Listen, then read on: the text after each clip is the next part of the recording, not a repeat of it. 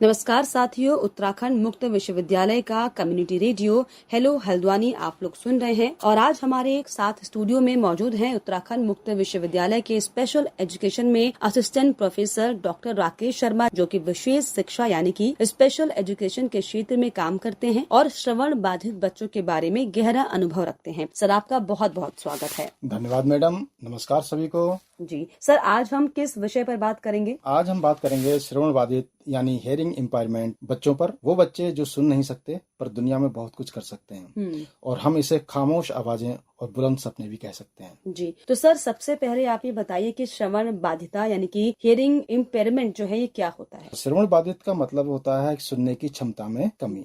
हमारे जो कान हैं उसके 3 हिस्से होते हैं। पहला हिस्सा होता है बाहरी कान यानी आउटर ईयर, दूसरा हिस्सा होता है मध्य कान यानी मिडिल ईयर और तीसरा हिस्सा होता है भीतरी कान यानी इनर ईयर। इन तीनों हिस्से में से अगर कोई हिस्सा काम नहीं करता है या तीनों ही काम नहीं करते हैं तो जो साउंड है वो बच्चे के दिमाग तक नहीं पहुंच पाती और तब उसे सुनने में दिक्कत होती है। एक जरूरी बात यहाँ बताना चाहूंगा कि इन बच्चों का जो IQ होता है वो नॉर्मल बच्चों की तरह ही होता है। इनका दिमाग 100% ठीक होता है। समस्या कहाँ है? समस्या सिर्फ सुनने में है, समझने में नहीं है। अगर सही मदद और समय पर मदद मिल जाए तो ये बच्चे पढ़ाई में बहुत आगे निकल जाते हैं। जी, ऐसे में सर श्रवण बाधिता के प्रकार यानी कि टाइप्स कितने तरह के हो सकते हैं? श्रवण बाधितता के 3 टाइप हम मुख्य प्रकार से बांट सकते हैं। जैसे कि पहला भाग है इसका कंडक्टिव हियरिंग लॉस यानी चालकता हानि। ये इस प्रकार की हानि होती है जैसे मैंने आपको पहले बताया कि 3 हिस्से होते हैं कान के। तो जो बाहरी कान यानी आउटर ईयर है और मिडिल ईयर है, इनमें अगर किसी प्रकार की बच्चे को दिक्कत हो जाती है, चोट लग जाती है या कोई इन्फेक्शन हो जाता है या किसी बीमारी की वजह से कोई समस्या हो जाती है, तब उसको कंडक्टिव हियरिंग लॉस बोलते हैं। दूसरा इसका हियरिंग लॉस है सेंसरी न्यूरल हियरिंग लॉस। ये कान के जो आखिरी हिस्सा है यानी तीसरा हिस्सा है उसमें इस तरह की समस्या पैदा होती है और बच्चे सुनने में दिक्कत महसूस करते हैं। और तीसरा इसका प्रकार है मिक्स्ड हियरिंग लॉस यानी मिश्रित हानि। अगर ऊपर आउटर ईयर, मिडिल ईयर और इनर ईयर इन तीनों में अगर समस्या होती है तब उसको हम मिश्रित हानि यानी मिक्स्ड हियरिंग लॉस बोलते हैं। जी, यानी कि तरह तरह के जो है हियरिंग लॉस होते हैं जिस पर ध्यान देना चाहिए। ऐसे में राकेश जी, बाधिरता की मात्रा कितनी हो सकती है? इसको अगर हम क्लासिफिकेशन करें, अलग अलग वर्गों में बांटे तो? हम सभी जानते हैं कि हम लोग डेसिबल में अपनी साउंड्स को या सुनने की क्षमता को मापते हैं। जी। तो अगर किसी बालक को, जैसे अगर हम नॉर्मल लोगों की बात करें तो हम 0 से 25 डेसिबल तक आराम से सुन लेते हैं। यदि इसके बाद 26 से 40 तक अगर डेसिबल तक बालक को सुनने में कठिनाई होती है तो हम उसको माइल्ड हियरिंग लॉस बोलते हैं। और जो है इसमें अगर टीचर थोड़ा धीमे बोलता है तो बच्चों को सुनाई नहीं देता, उसे थोड़ा तेज बोलना पड़ता है। इसी प्रकार अगला जो 41 से 55 डेसिबल तक हियरिंग लॉस है उसको हम मॉडरेट हियरिंग लॉस बोलते हैं। इसमें टीचर को थोड़े तेज आवाज में बात बच्चों से करनी पड़ती है। और तीसरा है मॉडरेट सीवियर यानी 56 डेसिबल से 70 डेसिबल तक हियरिंग लॉस होता है। इसमें हियरिंग एड लगाना जरूरी होती है, यानी आप बच्चे का अगर हियरिंग एड नहीं लगाएंगे तब उसको सुनने में बहुत ज्यादा परेशानी का सामना करना पड़ेगा। इसके बाद आता है 71 से 90 डेसिबल हियरिंग लॉस। ऐसे बच्चे से क्या कि आप बहुत ज्यादा चिल्लाकर बोलेंगे, तेज आवाज में बोलेंगे तभी बच्चा सुन पाएगा। और लास्ट है इसका 91 से, अगर कोई ऊपर सुनता है 91 डेसिबल से, तब उसको हम बोलेंगे कि प्रोफाउंड हियरिंग लॉस है इसको। इसके लिए हियरिंग एड भी ज्यादा काम में नहीं आते हैं और बहुत तेज भी बोलेंगे तब भी इसको ज्यादा फर्क नहीं पड़ने वाला। इसमें एक चीज रखी जाएगी कि 40 डेसिबल से अगर ऊपर कोई बालक जो सुनने वाला है तो उसको स्पेशल एजुकेशन की आवश्यकता पड़ती है। बिल्कुल।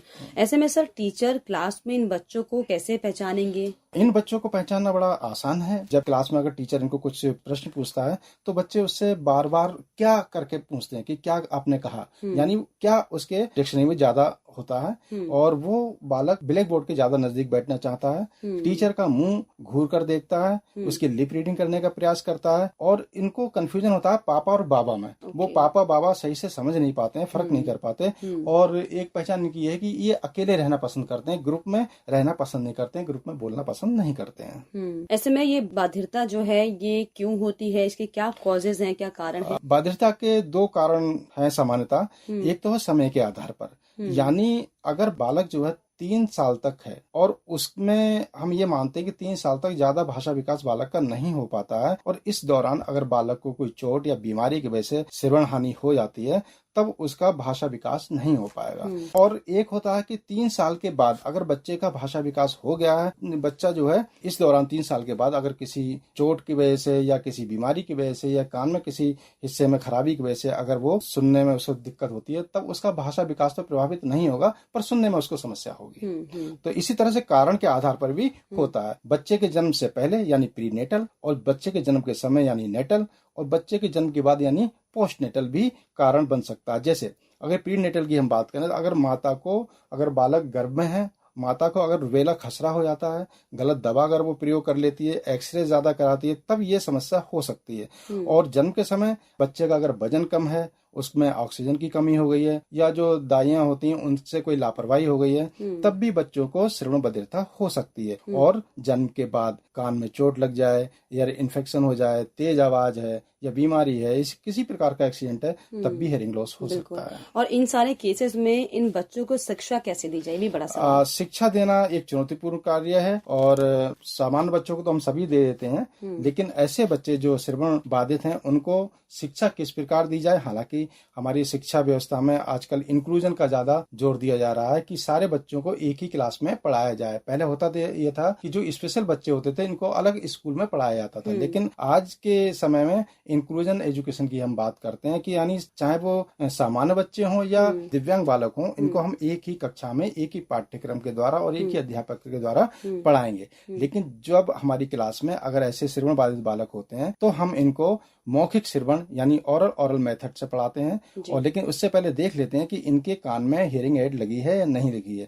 तो हियरिंग एड चेक करने के बाद हम इनको ओरल मेथड और सांकेतिक भाषा यानी साइन लैंग्वेज मेथड्स के द्वारा, जिसको हम ISL इंडियन साइन लैंग्वेज कहते हैं, और पूर्ण संप्रेषण यानी टोटल कम्युनिकेशन, जब हम पढ़ाते हैं तो हम सिर्फ केवल बोलते ही नहीं है, बल्कि बोलने के साथ हम उनको TLM भी दिखाते हैं, हम उनको इशारा भी करते हैं, यानी सब कुछ हम करते हैं। टोटल कम्युनिकेशन के द्वारा हम बच्चों को शिक्षा देते हैं। इसी प्रकार NEP 2020 का एक नया कॉन्सेप्ट बाइलिंगुअल एजुकेशन भी है, जिसमें बच्चा ISL यानी इंडियन साइन लैंग्वेज को पहली भाषा और लिखित हिंदी और इंग्लिश को दूसरी भाषा के रूप में सीखेगा। बिल्कुल। ऐसे में सर आखिरी में क्या संदेश देना चाहेंगे, क्योंकि पेरेंट्स भी, उनको भी बहुत जरूरी है, उनका बहुत योगदान रहता है इस तरह स्पेशल चाइल्ड को टेक केयर करने में। आखिर में तो मैम यही संदेश है कि ऐसे बच्चों को जितनी जल्दी आइडेंटिफाई कर लिया जाए उतना अच्छा है। अगर 3 साल तक की आयु में अगर ऐसे बच्चों को हम पहचान लेते तो वो गोल्डन पीरियड कहलाएगा। जल्दी पहचान ले तो उसका जल्दी इलाज होगा, बच्चा सामान्य बच्चे की तरह अपना ग्रोथ कर सकता है।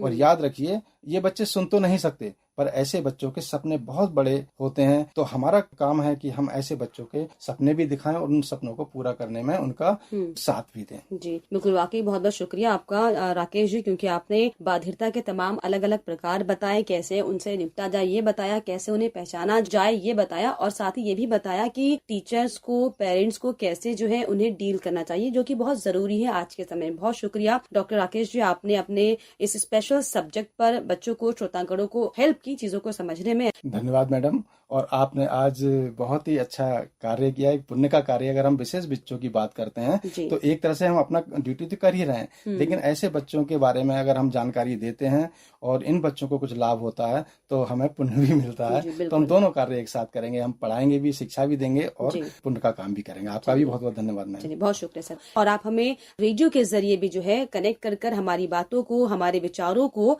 इस तरह से आगे बढ़ाने के लिए, हमें मदद करने के लिए सुन सकते हैं और अपने फीडबैक अलग अलग प्लेटफॉर्म पर शेयर कर सकते हैं। आप सुनते रहिए हेलो हल्द्वानी। नमस्कार।